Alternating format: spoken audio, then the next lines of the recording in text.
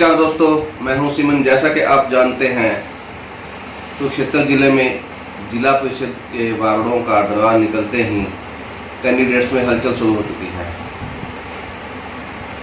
लोगों से संपर्क किया जा रहा है, तो इसी दौरान हम भी एक कैंडिडेट के पास पहुंचे हैं। सुल्तान अजराना खुद से हैं। आइए इनसे जानते हैं कि क्या इनकी दिली इच्छा है, क्यों ये जी सर नमस्कार। नमस्कार सिंह। सबसे पहले तो मैं न्यूज़ चैनल देखने वाले मेरे भाई बहन, मेरी माताएं, बुजुर्ग, नौजवान साथी सभी को नमस्कार करता हूँ। और जैसे आपने पूछा कि आप राजनीति में किस प्रकार का लक्ष्य लेकर जाए, तो सिमरन जी मैं बताना चाहता हूँ कि राजनीति कोई इनकम का सोर्स नहीं, राजनीति एक सेवा का माध्यम है कि हम राजनीति से कितनी सेवा कर सकते हैं। तो जिस प्रकार से मैं गांव में जा रहा हूं और वहां लोगों से मिल रहा हूं, तो अनेकों प्रकार की समस्याएं सामने आती हैं कि किसी गरीब आदमी का बीपीएल राशन कार्ड नहीं बना, या उसके मकान की छत कच्ची है, उस गांव में पानी की निकासी का ठीक से प्रबंध नहीं है, साफ सुथरा पानी नहीं है, गांव में सुख सुविधाओं की बहुत भारी कमी है। तो मैं लगातार लोगों के बीच में जाता रहता हूँ और इन समस्याओं को प्रशासन के माध्यम से दूर करने का भी काम करता हूँ। देखिए, राजनीति ही सबसे बड़ा माध्यम है जनता की सेवा करना। इसी के द्वारा ही पब्लिक में आया जा सकता और प्रशासन के द्वारा लोगों की समस्याओं को सुलझाया भी जा सकता है। अगर मेरे को मेरी माताओं बहनों का, नौजवान साथियों का, बुजुर्गों का, सभी का सहयोग और समर्थन आशीर्वाद मिलता है, तो मैं लोगों को इन समस्या से निजात दिलाने की कोशिश करूँगा। और मैं सभी मेरे जो गरीब समाज के लोग हैं, उनको कुछ सरकार की योजनाएं हैं जिससे कि उन योजनाओं का लाभ लेकर के वो अपने आप को स्वावलंबी बना सकते हैं।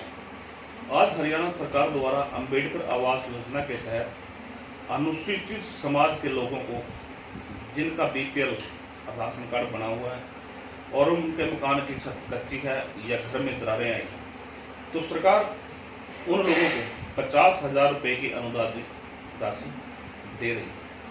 और इसी प्रकार से गरीब के उत्थान के लिए सरकार के द्वारा अनुसूचित समाज के लिए पशुपालन विभाग द्वारा 50% सब्सिडी के तहत उनको लोन मुहैया कराया जा रहा है।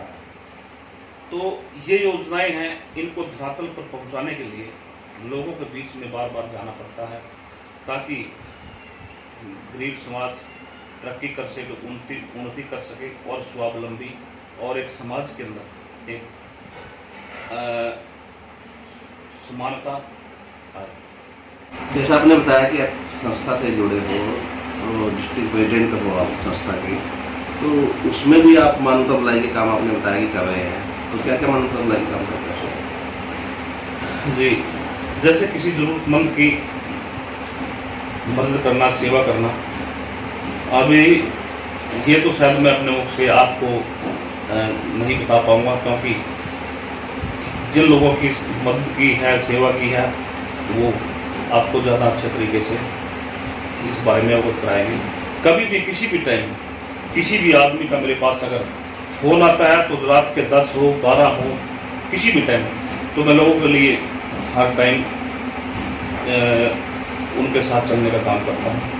बहुत सी समस्याएं आई, काफ़ी साथी या मेरे आप जाकर के पूछ भी सकते हैं कि मैं लगातार लोगों के बीच में लगा रहता हूँ और उनके दुख सुख के अंदर आता जाता रहता हूँ। मैं सभी, मेरी माताएं, मेरी बहनें, बुजुर्ग, नौजवान साथी, मैं सभी को उनके अच्छे स्वास्थ्य की कामना करता हूँ, वो तंदुरुस्त रहें, खुशहाल रहें, उनके परिवार में पिता परमेश्वर तरक्की बख्शे। और जिस प्रकार से अभी सावन का महीना चलने वाला है, तो हमारे हिंदू धर्म के अंदर एक त्यौहार की जो है लड़ी है वो चल पड़ी है। मैं सभी को इन आने वाले उत्सव और त्योहारों पर बधाई देता हूं और सभी से आस ये करता हूं, विनती भी करता हूं कि स्वास्थ्य के प्रति जागरूक रहें। और जैसे कि कोरोना काल पीछे चला गया और हमने बहुत से अपने भाई बहनों को इस कोरोना काल के अंदर खो दिया है, तो जागरूकता बनी रहे। तो जैसे सरकार के द्वारा टीकाकरण का कोविड-19 का अभियान चलाया गया, तो सभी साथियों को कोविड-19 इंजेक्शन ज़रूर लेना चाहिए। और उसके साथ साथ अभी जिस प्रकार से कोरोना के जो केस हैं वो कम हो रहे हैं, तो हमें लापरवाही नहीं बरतनी चाहिए।